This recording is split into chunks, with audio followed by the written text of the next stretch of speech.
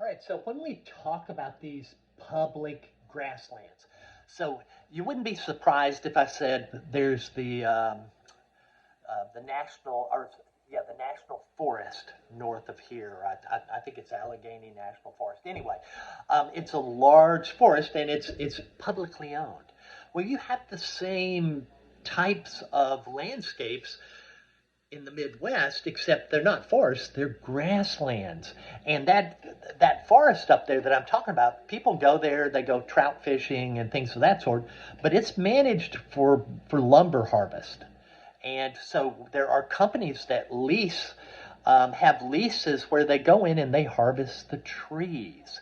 Well, you have the same philosophy, the same idea with these public grasslands. But the difference is, how do you harvest grass? With animals. The animals eat the grass, and the grass becomes animal, and then the farmer sells the animal, but it's really the grass that they've harvested. So the farmer doesn't. In these cases, if you're a farmer, you don't own a farm; you own animals.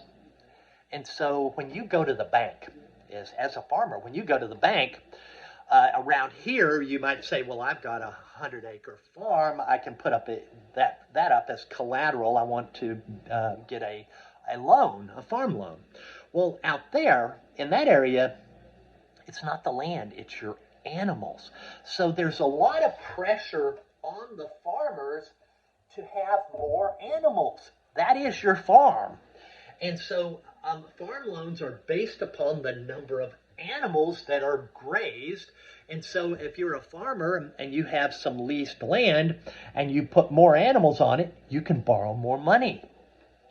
And so what happens is this socioeconomic condition, we had mentioned that term in the last talk, this socioeconomic condition pushes people to overgraze. In addition, they want to make more money by selling more animals. So we have a lot of economic pressure to overgraze. And so they tend to, I guess the numbers that your book says is that they're overgrazed by about what? I was trying to think, I don't see a number here. But anyway, what they do is they lease these lands for very little money. So it's subsidized, so the farmers don't pay what they would have to pay if they rented some privately owned land.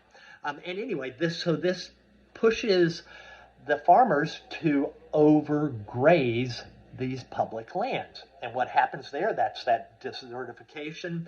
One thing I didn't mention, if you trample all the grass, you've obviously reduced the biodiversity, right? So overgrazing has a very negative effect on sustainable pastoralism. And we'll talk about how can we sustainably graze in our next video.